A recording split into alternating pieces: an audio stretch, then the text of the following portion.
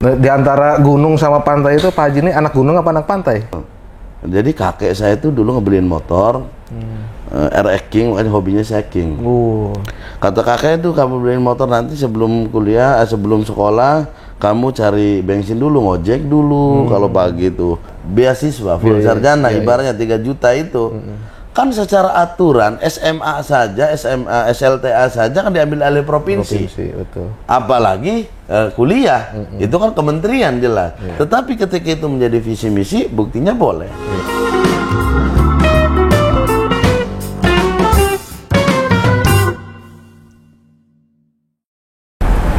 Assalamualaikum warahmatullahi wabarakatuh, CS Banpos. Ketemu lagi di Banpos Podcast.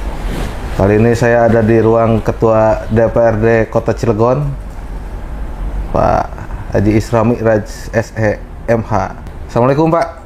Waalaikumsalam warahmatullahi wabarakatuh. Sehat Pak? Alhamdulillah sehat. Lagi sibuk apa nih Pak sekarang Pak? Ya sibuk di minggu ini kita lagi menyusun, membahas rencana kerja anggaran untuk reguler 2024. APBD Pak ya? APBD 2024 yang sekarang antara komisi dan mitra kerja OPD itu pembahasan selama 3 hari. Berikutnya nanti akan juga rapat gabungan antara badan anggaran dan tim anggaran pemerintah daerah selama 3 hari. Di APBD 2024 ini, 2024 ini ada yang menarik nggak Pak?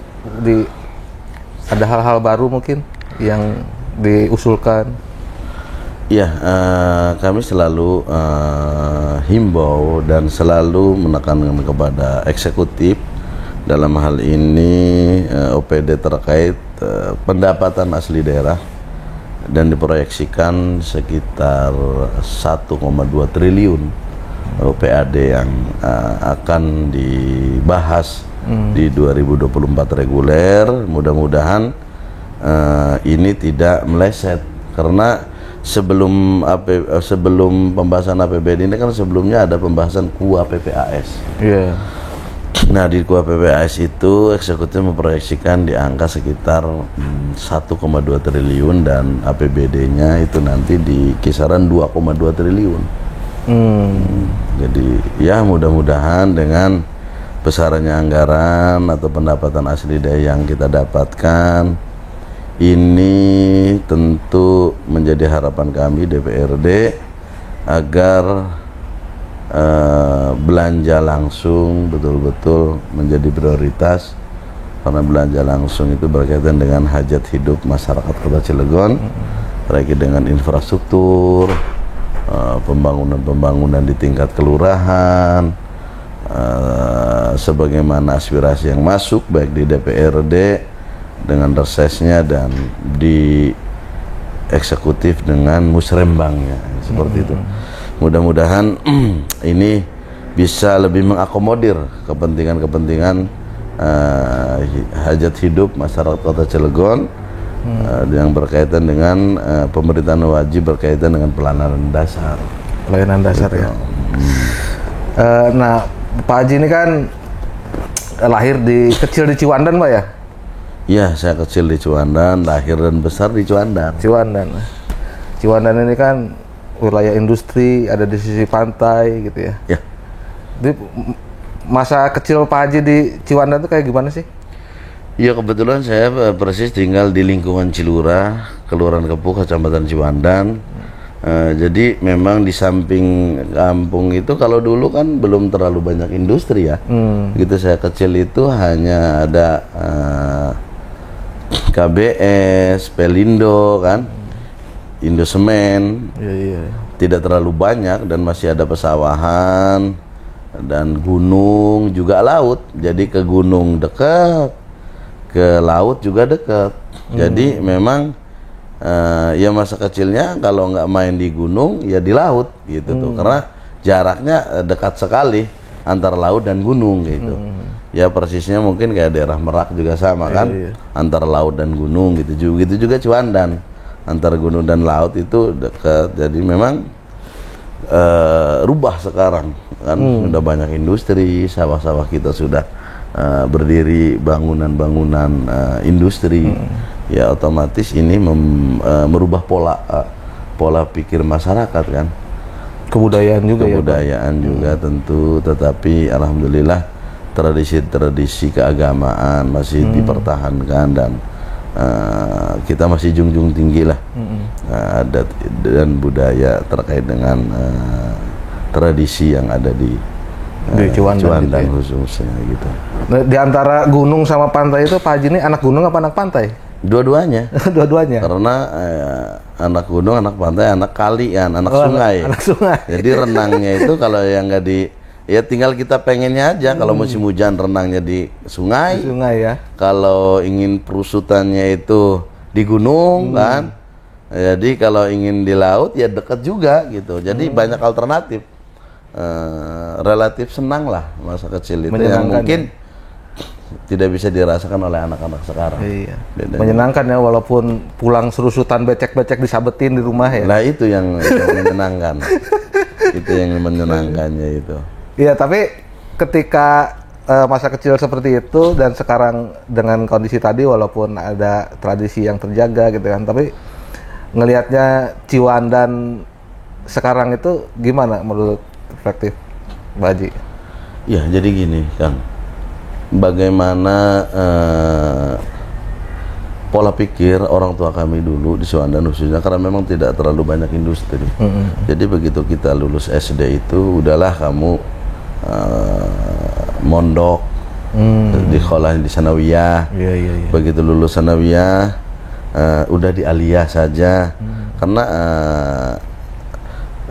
berpikir orang tua itu dulu bagaimana dengan ingin mempunyai seorang anak yang memahami agama. Ya di samping karena keterbatasan kemampuan secara finansial mungkin orang tua, sehingga ada kebetulan ada madrasah di kampung halaman dan juga ada kobong juga. Ya akhirnya begitu lulus itu ya saya begitu lulus SD itu ya hari-harinya di sanawiyah itu di MTS dan cukup lama juga di kobong gitu, karena dulu itu kan masih bilik ya. Itunya masih bambu, itunya masih gubuk ya. Masih gubuk, namanya sebutnya juga kobong. Dan waktu itu sangat luar biasa, ramai sekali santrinya dari luar daerah. Teman-teman saya itu dari Lampung, dari bermacam-macam daerah lah gitu tuh. Jadi ya menikmati itulah hari-hari, kalau nggak ngebala kambing, kerbau, apa aja lah laki kecil itu. Namanya juga hidup di kampung dan lahir dari orang tua yang pas-pasan. Ya jadi punya prinsip itu berpikir bagaimana dulu untuk bisa menjadi seorang karyawan di industri. Tidak ada pikiran seperti itu, tidak terjangkau dan juga tidak punya pemikiran mau jadi politisi. Tidak ada cita-cita sama sekali seperti itu waktu kecil itu. Inginnya ya waktu itu sih jadi ya karena jadi menjadi suatu tradisi ya. Di daerah saya itu banyak kali yang begitu dia lulus itu dia pesantren. Ada yang di Pelamunan, yang di Cibeber, di Padarincang gitu tuh. Jadi rata-rata pada saat itu di kampung saya itu banyak sekali, dan senior saya itu nyaris memang rata-rata kalau dulu kan belum MAN ya, PGA. Oh PGA. Kan dulu tuh bukan MAN. Kalau senior saya itu pada saat itu PGA. Pendidikan Guru Agama kan. Nah, belum ada MAN ya. Ya jadi memang rata-rata gitu tuh. Dan tidak sedikit juga ada yang STM dulu, tapi dia juga sambil mondok. Pokoknya intinya suasana keagamaannya kental lah. Di sana itu alhamdulillah saya lahir dan besar di wilayah yang memang menjaga tradisi itu dan begitu kental dengan kegiatan-kegiatan yang bersifat marhaban, yalil, terus dalailan itu. Nah, kalau setelah tahapan sekolah terus nyantri itu, Pak Haji kemana itu? Iya, jadi setelah saya lulus itu memang cuma 3 tahun di Kobong itu, nggak lama. Begitu sudah aliyah, saya dipindah beda itu tuh, aliyahnya dulu kalau sekarang masuknya Kecamatan Citangkil. Kalau dulu kan masih Ciwandan, sama aja. Jadi di Madrasah Aliyah Al-Hidayah. Jadi memang dari kecil pendidikan agama yang lebih dikuatkan gitu oleh orang tua, sehingga ini kemudian begitu lulus, namanya ijazah aliyah ya, begitu banyak pabrik, banyak industri, agak bingung ngelamarnya, sementara di sana kan industri kimia, rata-rata industri kimia. Nah, baru terfikir tuh saya tuh ketika lulus aliyah itu dengan Cilegon 99, kan saya lulus 98. Begitu 99 kan Cilegon pisah dari Kabupaten Serang. Nah, pada saat itu saya punya pikiran, saya tidak boleh ketinggalan. Cilegon ini kota kecil dan sekarang sudah menjadi daerah otonom, sehingga potensinya sangat luar biasa. Nah, agak berpikir tuh saya nggak mau ketinggalan gitu. Saya ingin menjadi bagian masyarakat Cilegon yang ikut berkontribusi terhadap kota di mana saya lahir dan besar. Baru berpikir pengennya waktu itu kuliah, tetapi keadaan orang tua kan tidak mampu untuk menguliakan. Syukur-syukur aliyah aja bisa lulus gitu, walaupun kadang sambil. Jadi kakek saya itu dulu ngebeliin motor R-King, makanya hobinya cycling. Kata kakek itu, kamu beliin motor nanti sebelum kuliah, sebelum sekolah, kamu cari bensin dulu, ngojek dulu. Kalau pagi tuh jam 6 gitu tuh habis ngaji. Kan kebiasaannya kalau sana di pondok itu ngaji Quran itu habis sholat subuh. Jadi habis sholat subuh ngaji, habis ngaji keluarin motor nyari penumpang. Kan kalau di sana orang-orang yang mau ke pasar kan. Iya. Di pasar kan dulu berangkatnya tuh jam 5:30, ada yang mau ke Keranggot. Belum ada Keranggot, Pasar Baru, ada yang mau ke Anyar, itu kan banyak sekali. Kalau pagi orang yang berdagang itu kan ngojek. Dari kampung saya itu menuju Perapatan itu lumayan ada sekitar 1 kilo, karena dulu kan belum ada lingkar. Ke jalan utama itu sekitar 1 kilo lebih. Makanya ya itu pagi cari itu dulu buat sekolah, nyari bensin kan, buat jajan. Nah, ketika saya tidak mampu untuk kuliah, orang tua nggak mampu, kakek saya juga udah nggak mampu nguliahin saya, tapi saya berpikir saya harus dibekali dengan ilmu pengetahuan, ilmu pendidikan. Saya harus kerja nih gitu, supaya saya bisa kuliah gitu, untuk biaya sendiri.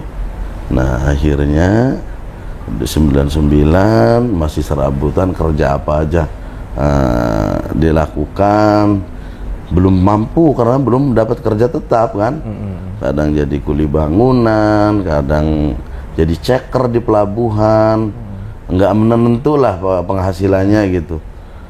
Nah, begitu baru 2001 itu saya dapat kerjaan karena ijazahnya aliyah.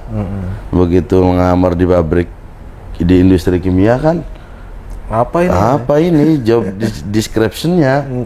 Wah, ada security lawan, masuklah saya di security. Nah, begitu baik kerja di situ langsung saya ngambil kuliah karena tekadnya yaitu tadi, saya ingin menjadi bagian memberikan andil terhadap kota ini, tetapi saya juga harus dibekali ilmu pengetahuan. Nah, disitulah saya kuliah gitu. Nah, setelah dari jadi security di pabrik itu berapa tahun? Jadi security 9 tahun saya. 9 tahun. Dari 2001 sampai 2009. Setelah dari security itu langsung ke dunia politik? Enggak, usaha. Oh, usaha dulu. Usaha apa itu, Pak? Kontraktor. Alhamdulillah saya bikin perusahaan. Tetapi kan sebelumnya saya ketua LSM dulu 2008 tuh. Bagaimana saya masukin masyarakat untuk bisa kerja. Jadi kegiatan sosial selalu saya lakukan di LSM itu ya. Santunan yatim piatu, sunatan massal, orang tua jompo, ada yang meninggal saya hadir datang gitu tuh. Itu jadi artinya ketika jadi security juga kegiatan sosial itu jalan ya dan punya inisiatif ke situ itu. Apa latar belakangnya Pak Haji? Iya, jadi Atau motivasinya?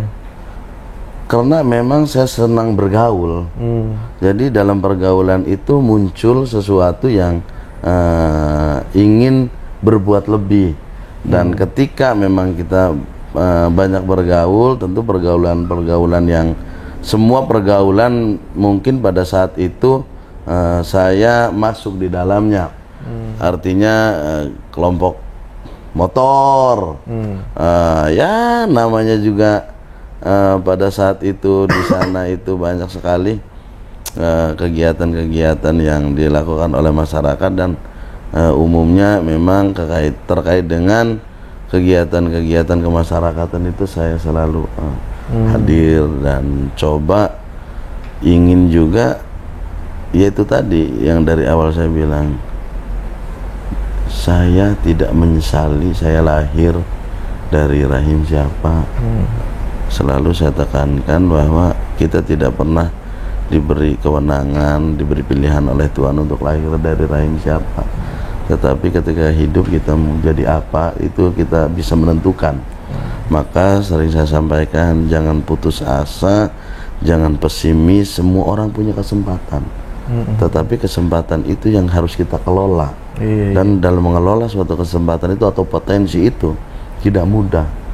Jangan orang melihat sekarang saya gitu, sekarang sudah begini, tapi proses dalam menggali itu kan sangat luar biasa, butuh perjuangan, keuletan, air mata, tangisan, dan itu yang saya rasakan. Luar biasa sih kalau ngelihat latar belakang awalnya sampai bisa jadi seperti sekarang itu kan. Ya pastilah banyak perjuangan, tapi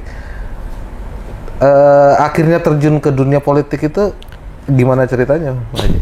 Ya, jadi begitu aktif di organisasi di lembaga swadaya masyarakat itu kan, saya memang di 2009 waktu itu banyak juga partai politik yang melamar, suruh nyalon dewan. Artinya dideketin justru, udah ngelihat potensi nih. Tapi waktu itu saya belum berani untuk masuk secara langsung terjun di situ, tidak. Saya merasa belum berbuat banyak terhadap masyarakat, sehingga saya pada waktu itu nggak mau. Baru di 2014 di situ, yaitu tadi karena dasar awalnya punya cita-cita, punya mimpi terkait bagaimana tinggal di Cilegon dan besar di Cilegon, ingin memberikan andil dan ingin berkontribusi, seperti itu. Wih, sambil ngopi dulu nih Pak Haji, enak kayaknya. Ya. Terus Pak Haji, ketika masuk dunia politik dengan latar belakang pendidikan agama tadi ya, dari mulai SD, Sanawiyah, Aliyah, itu seberapa besar pengaruhnya ke pola pikir Pak Haji dalam menjalani dunia politik? Sangat besar.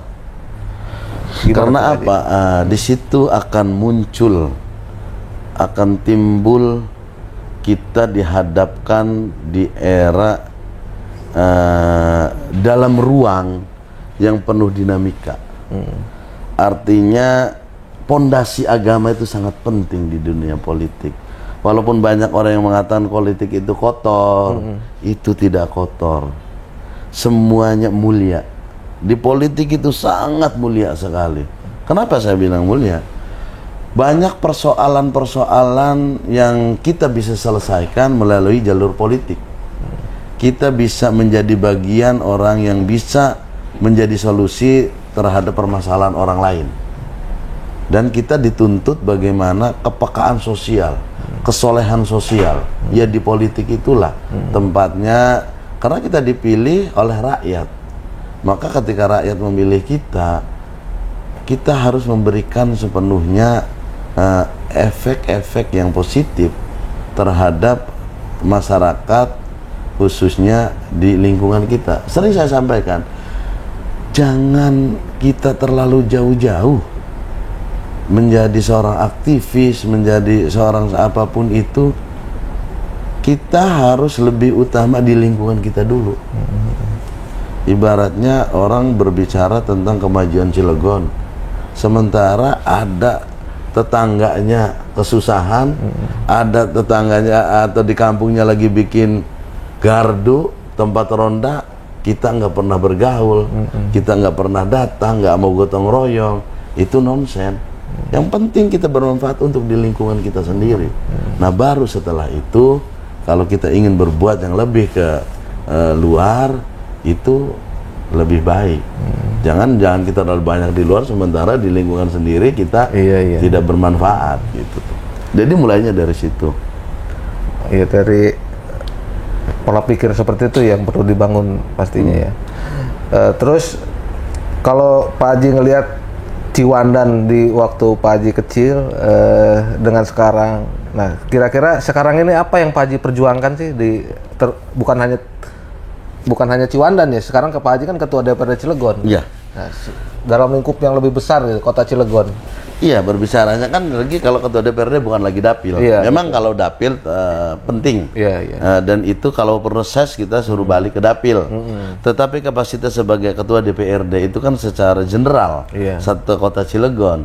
Sehingga banyak kegiatan-kegiatan yang saya lakukan, undangan-undangan yang masyarakat datang secara sendiri ke ruangan ini, dan pada saat saya turun ke masyarakat, berkumpul, bergaul dengan kalangan kiai, kalangan ustadz, kalangan pemuda, remaja masjid, lebih banyak kan kegiatan-kegiatan PHBI ya. Nah di situ muncul aspirasi-aspirasi yang memang banyak juga terkait infrastruktur, dan itu saya tidak pernah berbicara dapil karena kapasitas saya sebagai ketua DPRD. Dan senang karena memang ya saya lahir dari rakyat dan lahir dari anak rakyat gitu loh. Artinya ketika saya pulang pagi jam 1, jam setengah 2, ada kepuasan tersendiri dalam batin saya bahwa saya bisa bergaul, bisa berkumpul, bisa berbaur dengan masyarakat. Itulah sesungguhnya menjadi kenikmatan dalam hidup saya, bisa bermanfaat. Jadi Ciwandan sekarang transisi kan, karena sawahnya sudah habis, ladangnya kalau di Ciwandan itu, kalau di daerah saya itu, kalau dibilang dulu itu lelebak itu dia bukan sawah, bukan gunung, tapi tegal, yang dia ditumbuhi hanya untuk nanam kacang kan, gitu tuh, kacang panjang atau kacang cabut gitu. Nah sekarang udah jadi industri ini, sehingga otomatis masyarakat mata pencahariannya berubah, harus di industri. Tetapi yang menjadi persoalan, tidak semua masyarakat saya yang lulusan SLTA, ada juga yang SD, yang SMP gitu. Tapi mereka juga kan ingin pekerjaan. Nah maka ya di situ kami perjuangkan bagaimana, oh ya di outsourcingnya apa yang tidak organik, yang penting mereka bisa menjadi bagian dari kegiatan yang ada di wilayahnya itu. Jadi tentu ini sudah menjadi semacam pola pikir masyarakat bahwa ketika lulus ya harus kerja gitu. Nah ini tidak berbanding lurus dengan kebutuhan yang diterima oleh industri rata-rata kan. Apalagi sekarang harus D3, harus jurusannya kimia industri itu. Nah maka sekarang agak berkurang tuh yang di Alia, karena ekspektasi orang tuanya kan jurusannya itu, dan dari anak itu sendiri kan dia milih SMK apa gitu loh. Jadi ya harus menyesuaikan. Tapi apa artinya dengan adanya pemikiran-pemikiran itu yang tadi itu, ketika Pak Haji orang tua berpikir bagaimana pendidikan agamanya yang diperkuat, kalau sekarang justru bagaimana supaya anak lebih cepat masuk kerja gitu. Nah pola-pola pikir seperti itu, apa kota Cilegon yang dikenal jadi kota santri itu jadi berkurang ininya, apa level kota santrinya itu? Saya katakan tentu dengan seiring zaman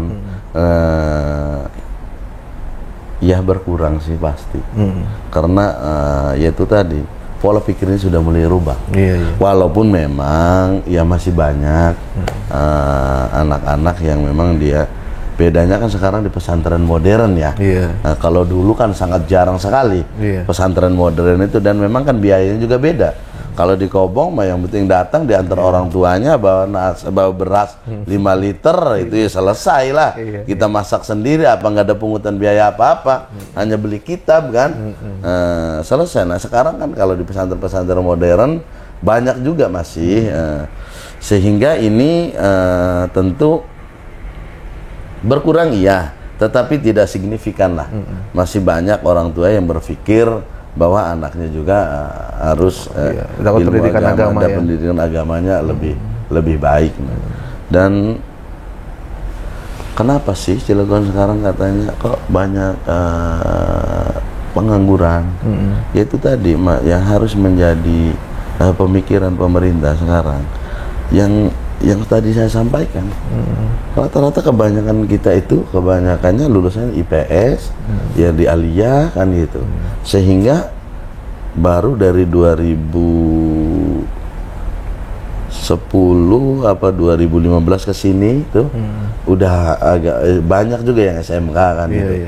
Sehingga kebutuhan industrinya berbeda yang tadi saya sampaikan. Maka ini harus menjadi sesuatu yang kita diskusikan dengan serius, menanggapi, karena mereka sudah kadung lulus gitu loh. Mereka sudah lulus dari Aliyah, dari SMA yang IPS jurusannya. Sementara di industri-industri ya paling kebutuhannya kalau IPS itu ya saya yang merasakan, kalau enggak security ya operator forklift gitu loh.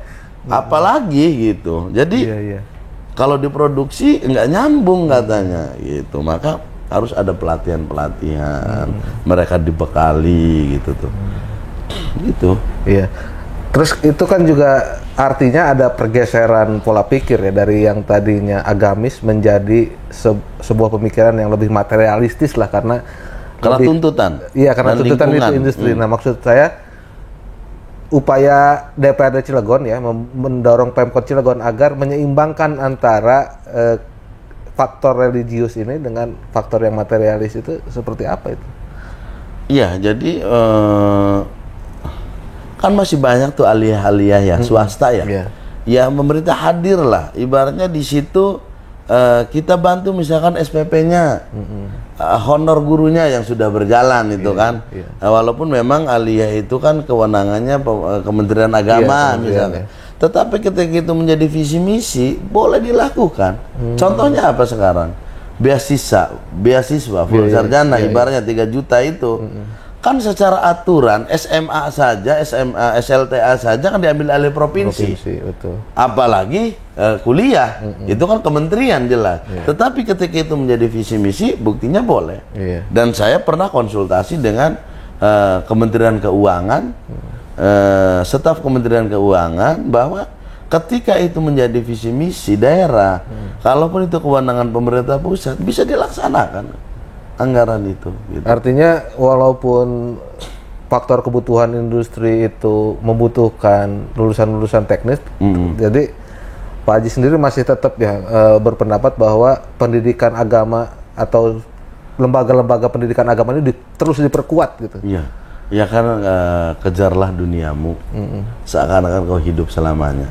Nah, kejarlah akhiratmu seakan kau mati besok, kata Rasul kan.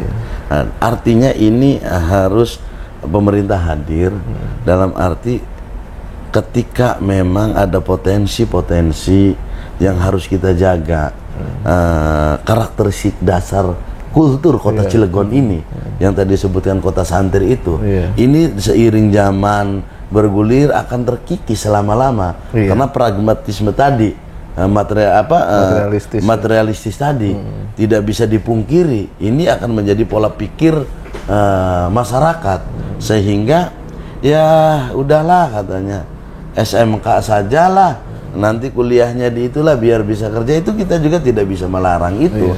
Tetapi jangan salah, masih banyak masyarakat kota Cilegon yang ingin anaknya itu dipondokkan, dipesantrenkan, dan ketika dia lulus ini juga pemerintah harus hadir.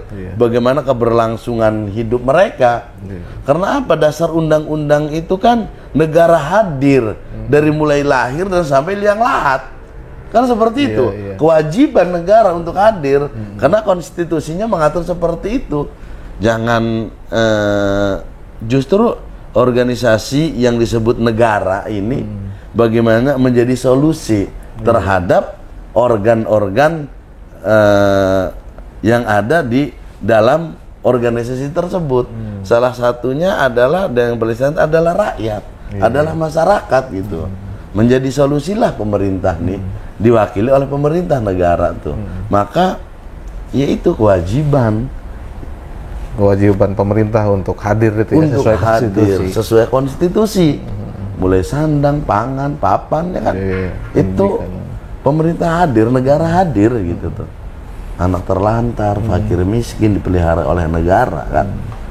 Gitu. Tapi kalau Pak Haji ngelihat upaya Pemkot Cilegon sekarang dalam hal pendidikan maupun pendidikan agama ya, termasuk yang tadi ya ada beasiswa full sarjana itu, gimana itu pandangan Pak Haji soal perhatian Pemkot Cilegon terhadap dunia pendidikan? Iya, saya dari pendidikan umum yang tadi disampaikan, manfaatnya nanti 20 tahun ke depan atau 10 tahun ke depan. Dan kemarin pun ketika penambahan honor guru madrasah itu dari 22 miliar menjadi 30 yang kita berikan ke Kemenag melalui Kesra kan. Itu hasil pemikiran antara DPRD dan eksekutif. Itu bagian terpenting bagaimana ketahanan mereka dalam menjaga keberlangsungan pendidikan agama ini, terutama madrasah, itu menjadi sesuatu yang sangat penting. Karena di era digitalisasi sekarang, teknologi yang besar, akhlak itu harus betul-betul diterapkan. Karena sangat penting bagaimana di pendidikan agama itu akhlak itu menjadi bagian yang tidak terpisahkan dalam pelajaran-pelajaran yang tidak hanya di ilmu pengetahuan. Bukan saya mengenyampingkan dari pendidikan umum ya.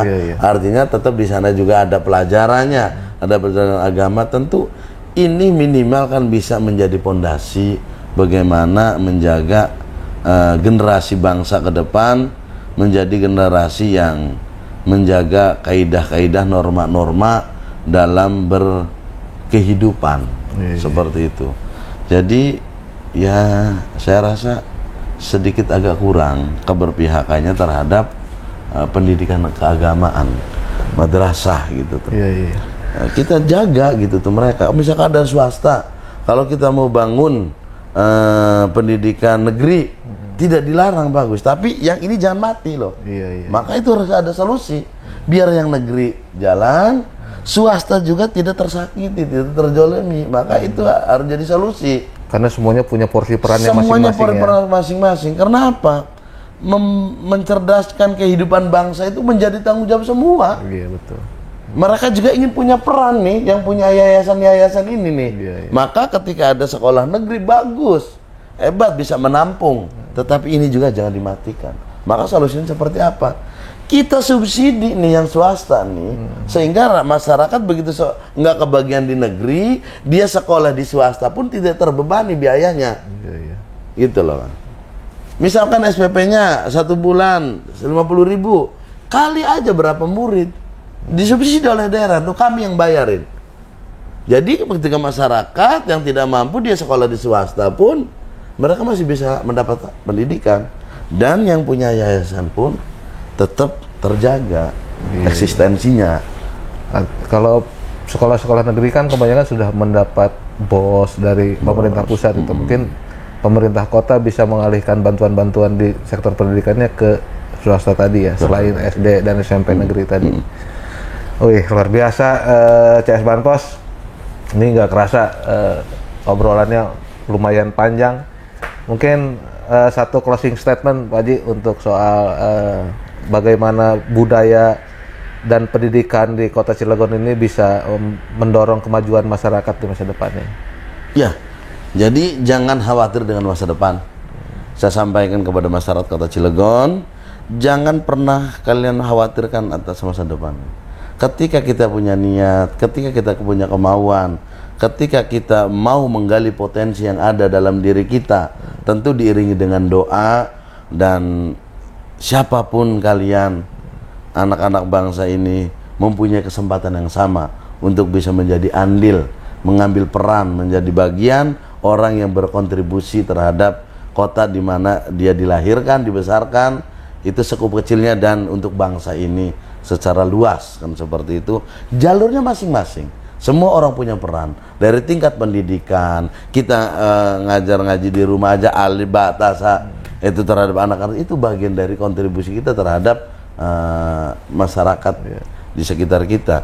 Jadi teruslah semangat.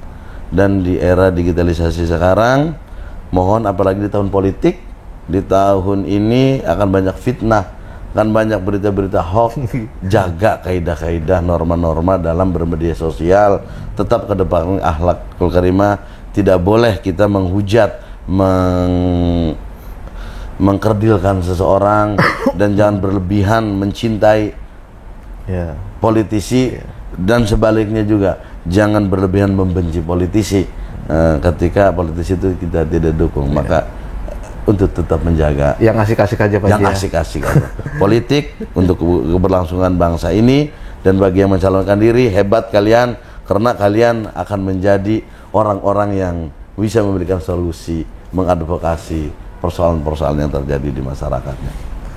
Oke, CS Banpos, pokoknya mah luar biasa. Saya ini mind blowing obrolan ini. Tapi saya punya satu kesimpulan mungkin, seberat apapun hidup kamu dan setinggi apapun hidup kamu, tidak ada yang tidak mungkin.